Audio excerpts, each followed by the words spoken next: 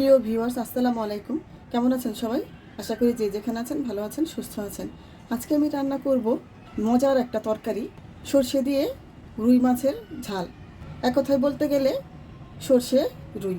আমরা যেমন সর্ষে ইলিশ রান্না করি, তেমন রুই মাছ দিয়েও রান্না করা যায়। স্বাদে গন্ধে অতুলনীয় একটি তরকারি।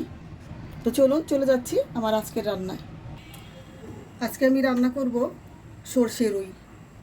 মাছগুলোকে আমি প্রথমে কেটে ধুয়ে লবণ হলুদ দিয়ে ভেজে নিয়েছি। দিয়ে দিলাম তেল। তেলটা আমি অল্প দিব, যেহেতু সরিষা দিয়ে রান্না করব, সরিষার মধ্যে থেকে তেল উঠবে। দিয়ে দিলাম কিছু পেঁয়াজ কুচি। পেঁয়াজটাকে আমি ভালো করে ভেজে নিব। পেঁয়াজটা ভাজা হয়ে গিয়েছে। এবার আমি এর মধ্যে দিয়ে দিব পেঁয়াজ বাটা।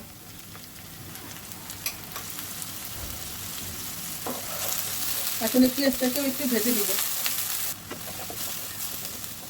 তারপর আমি একে একে দিয়ে দিলাম লবণ হাফ চা চামচ, আদা রসুন বাটা হাফ চা চামচ একসঙ্গে, জিরে গুঁড়ো হাফ চা চামচ, 1 চা চামচ হলুদ মরিচ ধনিয়া গুঁড়ো।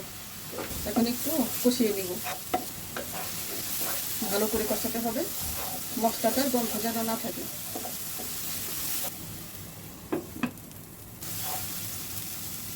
এখন আমি দেব একটু পানি। মশলা কিন্তু ভাজা ভাজা হয়ে গিয়েছে। এখন আমি এর মধ্যে দিয়ে দিব 2 টেবিল চামচের মতো সরিষা বাটা। ভালো করে নেড়ে নিব। সরিষা বাটাটা আগে দেওয়া যায় না, আগে দিলে তেতো লাগে। এখন আমি আরেকটু পানি দিব। এখন এই মশলাটার উপর দিয়ে মাছগুলো সাজিয়ে দিব। চুলার আঁচটা লো হিটে দিয়ে ঢেকে দিলাম।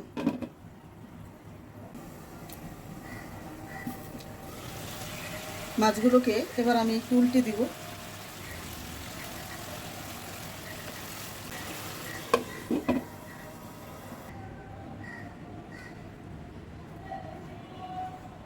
দারুণ একটা স্মেল বের হচ্ছে কিন্তু।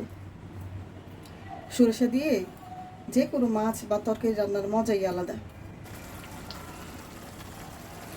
এবার আর একটু ঢেকে দিব, এই 1 থেকে 1.5 মিনিট। দিয়ে দিলাম 2টো কাঁচামরিচ কুচি।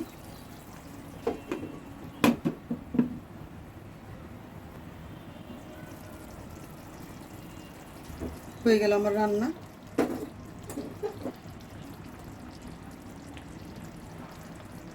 ইচ্ছে করলে আপনারা বাসায় একবার এভাবে ট্রাই করে দেখতে পারেন।